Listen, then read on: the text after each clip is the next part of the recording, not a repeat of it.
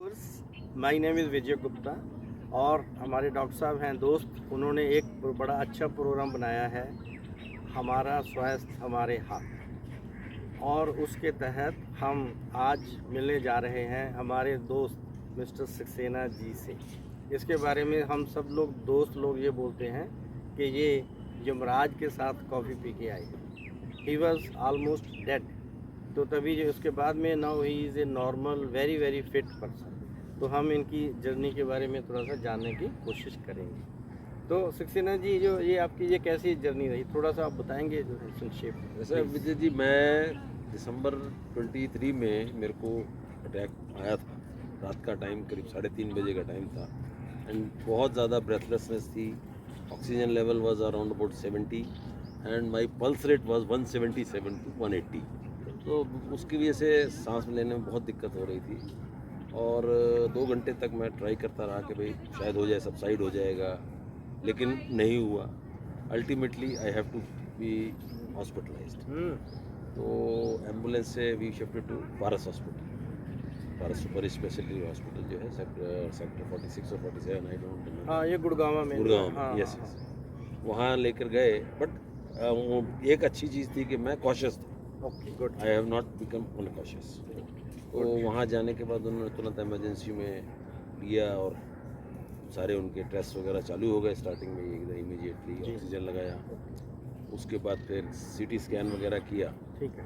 तो बट मतलब ऐसा कोई प्रॉब्लम उनको नज़र नहीं आई। उन्होंने उठाकर वेंटिलेटर पर डाल के आईसीयू में डाल दिया और जो है उनके जो भी अपने ट्रीटमेंट्स क्या नाम है वो टेस्ट वगैरह पैरामीटर्स के लिए जो वो करते हैं ना रेगुलर नॉर्मल, वो चलता रहा। उन्होंने किया होगा। और उसमें उन्होंने फिर वेंटिलेटर भी लगा दिया कि भाई सांस लेने में दिक्कत आ रही है। तो वेंटिलेटर लगने के बाद में ये हुआ कि 2-3 घंटे का वेंटिलेटर रहा, फिर उसका थोड़ा जब नॉर्मलाइज हुआ वो वेंटिलेटर हटा दिया। बट बीपी एंड जो आपका वो था ब्रेथलेसनेस, वो नॉर्मल नहीं हुई। Okay. So it was emergency in the Emergency, beginning हाँ. and emergency situation is continuing. Continue, Main तो यस चीज़ ये यस है यस। ना? इन द मीन टाइम घर वालों से, वो बच्चों से और मिसेज से बात कर रहे थे कि भाई हम एक काम करते हैं कि भाई थोड़ा सा ये नॉर्मलाइज हो जाए। Okay. तो मतलब मेन चीज़ था कि बीपी कंट्रोल में है। तो हमने सोचा कि भाई बीपी कंट्रोल आ जाए, उसके बाद फिर हम इनको एक एंजियोग्राफी करते हैं और एक pacemaker sort of thing यहाँ ऑपरेट करके डाल ठीक है, देते हैं, ताकि ताकि जो, क्योंकि मेरा इंजेक्शन फ्रैक्शन जो था हार्ट का वो 20% के करीब रह गया, जो नॉर्मल केस में 60 से 70% होना चाहिए। तो उसकी वजह से उनको ये था कि भाई अगर हम पेस मेकर डाल देंगे तो ये है कि वो आपको इनके हार्ट को स्टिमुलेट कर देगा। जब भी कोई प्रॉब्लम आएगी तो वो ऑटोमेटिकली वो इट विल स्टार्ट फंक्शन धक्का कर देगा। करे। तो लेकिन मैं करीब 5 दिन उस हॉस्पिटल में रहा, वो ब्लड प्रेशर ही कंट्रोल नहीं कर पाया कि वो बढ़ जाता था, फिर कम हो जाता, बढ़ जाता, कंट्रोल हो जाता। तो ये वो कहानी चलती रही 5 दिन के बाद में। तो फिर उसमें क्या 5 दिन तक मैं वहाँ रहा, बट वो ब्लड प्रेशर कंट्रोल न होने की वजह से वो एंजियोग्राफी भी नहीं कर पाए और पेस मेकर भी नहीं लगा पाए। फिर मैं बच्चों से बोला और मैसेज को भी बोला, मैं कहा एक काम करो भाई डिस्चार्ज करा लो। तो ऑन माई ओन कंसेंट हमने डिस्चार्ज ले लिया और जो ट्रीटमेंट उन्होंने जो चार्ट था वो दिया, उसी हिसाब से सारी मेडिसिन वगैरह फॉलो करते रहे। Yes yes. करीब 1 हफ्ते मैं घर पे रहा, तो ठीक है, नॉर्मल तो नहीं था बट वो मेडिकेशन चल रहा था। उसके बाद में मैं फोर्टिस डॉक्टर में कंसल्ट किया, फोर्टिस हॉस्पिटल। वहाँ डॉक्टर धीर हैं, इस senior cardiologist, head of the department. उनको कंसल्ट किया तो he was quite surprise by seeing that medication chart कि इसमें हार्ट से रिलेटेड मेडिसिन तो कोई है ही नहीं और ये सब बेकार की मेडिसिन हैं। और मतलब जो ब्लड प्रेशर की टैबलेट थी 40 mg they were giving me in the morning and 40 mg in the evening, but still blood pressure was fluctuating. तो मतलब उनको कुछ समझ नहीं आया। तो उसने अगेन फिर एक इको कराया। इको कराने के बाद में भी मेरा जो इंजेक्शन फ्रैक्शन था इट वॉज 25%। तो उन्होंने कुछ मेडिसिन चेंज करी।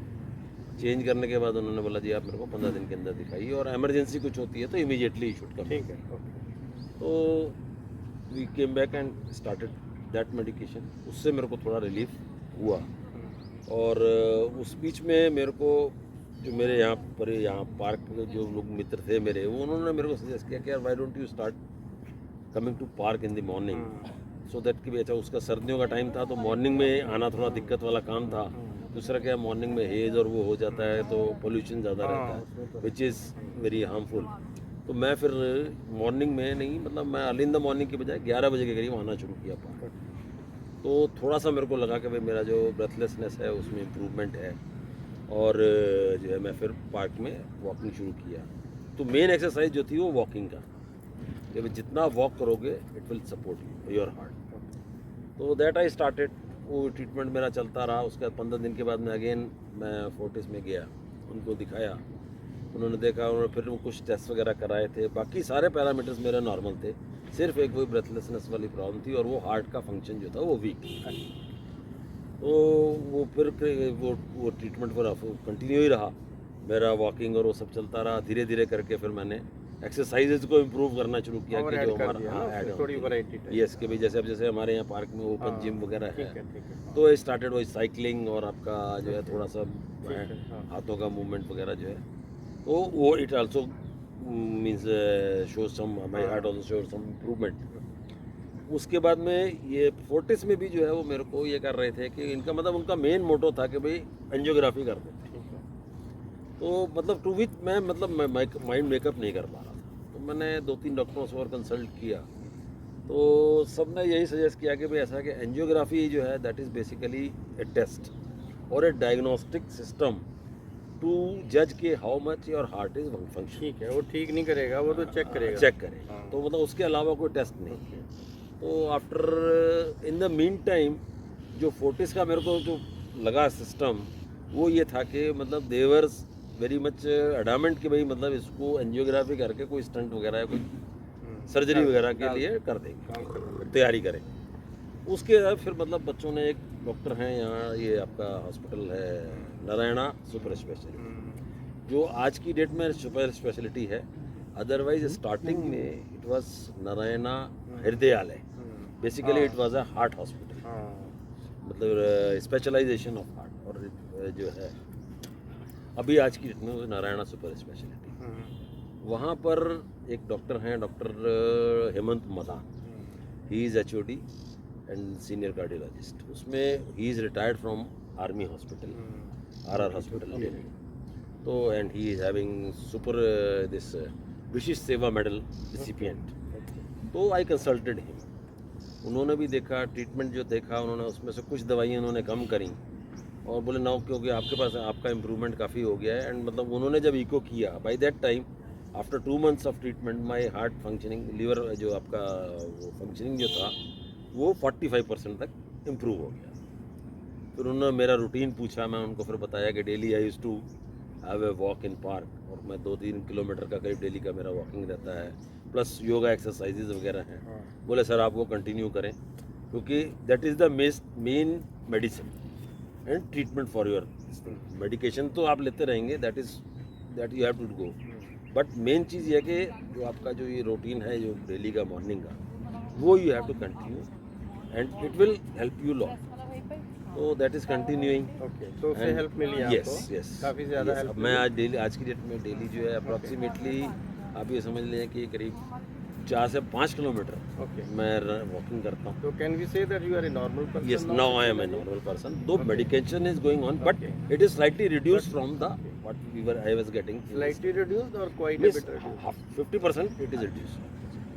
So main चीज तो बॉटम लाइन ये हुई कि भी एक्सरसाइज मेन कोई मेडिसिन नहीं, exercise and yoga that is the best medicine. और आपके हाथ में जो है, जैसे हमारे डॉक्टर साहब फरमाते हैं कि आपकी हेल्थ आपके हाथ में है, आपके हाथ में है, आपका स्वास्थ्य उसके मैं इतना और कहना चाहूँगा कि हमारे जो डॉक्टर भट्टी साहब हैं, he is such A motivational person, के मतलब आधी से ज़्यादा बीमारी तो इनको देख के ही ठीक हो जाती है।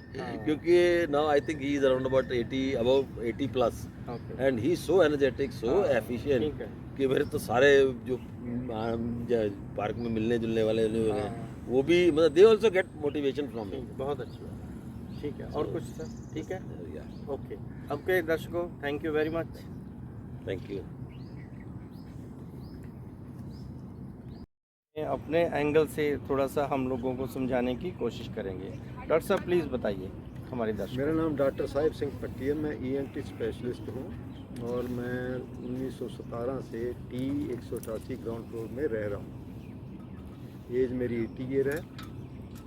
तो आज जो सक्सेना साहब ने अपनी बीमारी के बारे में डिटेल में बताया, उससे एक बात स्पष्ट हो जाती है कि वाणी के उस श्लोक को इन्होंने बिल्कुल ट्रुथफुल प्रूव करके बता दिया कि प्रताप तुम्हारा देखकर जमदूत पाछे हट चाली। और इसी बात को इन्होंने प्रूव कर दिया और साथ ही साथ इन्होंने ये भी सिद्ध कर दिया कि हमारा स्वास्थ्य हमारे हाथ में है, अपना स्वास्थ्य अपने हाथ में है। तो हम दवाइयों के साथ साथ एक्सरसाइज करने से भी हम ठीक हो सकते हैं। तो डॉक्टर की पॉइंट ऑफ व्यू से जो बात इन्होंने बताई वो इस प्रकार था। इनको कुछ साल पहले एक हिडन अनडायग्नोज्ड हार्ट प्रॉब्लम हुई थी, जिस करके इनका हार्ट वीक हो गया था और ये अपना ट्रीटमेंट ब्रेथलेसनेस का करवा रहे थे, लंग से रिलेटेड ट्रीटमेंट करवा रहे थे और साथ का साथ इनका ना तो ब्रेथलेसनेस ठीक हुई और ना ही BP कंट्रोल में हुआ। BP की दवाई लेने के बावजूद भी आज जो एक रहस्य डॉक्टरों की समझ में आया वो ये है कि अगर किसी को BP है, कंट्रोल नहीं हो रहा, ब्रेथलेसनेस है और साथ में गैस्ट्रिक प्रॉब्लम भी है, पेट में गैस है, उसमें भी हार्ट अटैक के चांसेस हो सकते हैं। तो हमें उस अवस्था पे आकर भी हार्ट की इन्वेस्टिगेशन बहुत गहरे में करनी चाहिए, करवानी भी चाहिए। तो जैसे जैसे इनको इमरजेंसी हुई, हॉस्पिटल में ले गए और डॉक्टरों को भी समझ आई कि उस अवस्था पे इनके एक तो पेट में पानी था और छाती में भी पानी था, जिस करके ब्रेथलेसनेस ज़्यादा हुई और इनका डायग्नोज जैसे ही हुआ कि ओल्ड हार्ट अटैक के कारण इनका हार्ट मजबूत नहीं था, कमज़ोर था, पूरी तरह धड़कन में हेल्पफुल नहीं हो रहा था। तो इनकी जो इंजेक्शन फ्रिक्शन थी, जो पंपिंग पावर थी हार्ट की, वो 20-25 के करीब थी। बाद में इनका जब हार्ट का ट्रीटमेंट हुआ तो ही बिकेम ऑल राइट। इनकी इंजेक्शन फ्रिक्शन ऑलमोस्ट 35-40 होने लग गई, परसेंटेज होने लगी। बाद में इनको एडवाइज किया गया कि इनकी एंजियोग्राफी करके इनके अंदर बाईपास सर्जरी या स्टंट डाला जाएगा, परंतु इन्होंने साथ ही साथ वॉकिंग शुरू कर दी, एक्सरसाइज शुरू कर दी, जिम एक्सरसाइज शुरू कर दी और उसके करने से इनकी जो पेट के अंदर पानी था, छाती के अंदर पानी था, वो सारा ठीक हो गया। हार्ट की जो इंजेक्शन फ्रिक्शन ऐसा ऐसा बढ़ती 60 पे आ गई। आज इनकी अवस्था ये है कि ये अच्छी तरह अपनी एक्सरसाइज कर सकते हैं, इनको कोई सांस नहीं चढ़ता और इनकी जो वॉकिंग की स्पीड है वो बहुत ही तेज़ है। इसको अगर हम ये इस तरह कहें कि इनका जो टाइम रिएक्शन है, जब ये कोई काम करना चाहते हैं तो कितनी क्विकनेस से वो कर सकते हैं, वो भी इंक्रीज हो चुका है। और इनको देखते हुए इनकी एज 65 के करीब है और मैं तो इनको ये कहूँगा कि ये 40 ईयर ओल्ड यंग मैन हैं और इन्होंने बीमारी को हरा दिया। इनकी मेडिसिन सारी रिड्यूस हो चुकी हैं और साथ ही साथ इनको अब ये महसूस होने लग गया कि मेडिसिन के साथ साथ एक्सरसाइज करने से हम अपने स्वास्थ्य को रिगेन कर सकते हैं, हम अपने आप को फिट रह सकते हैं। तो इन्होंने ये भी प्रूव कर दिया कि man is as old as he thinks. तो इनकी माइंड की जो सेटिंग है वो सारी चेंज हो चुकी है। अब ये अपने आप को यंग फील करते हैं और दूसरे मरीजों को भी इनकी जो बीमारी की हिस्ट्री है देखते हुए उनको भी ठीक होने के लिए एक्सरसाइज के द्वारा प्रेरणा का एक स्रोत बन गया। तो इतना ही कहते हुए आप सबका धन्यवाद। सो फाइनली डॉक्टर साहब का जो नारा है, आपका स्वास्थ्य आपके हाथ। डॉक्टर भट्टी की गाइडेंस और सक्सेना जी की मेहनत क्या रंग लाई वो अभी आपको पता चलेगा। ये तो अच्छा लग रहा है आपको ये सारा कुछ करते हुए?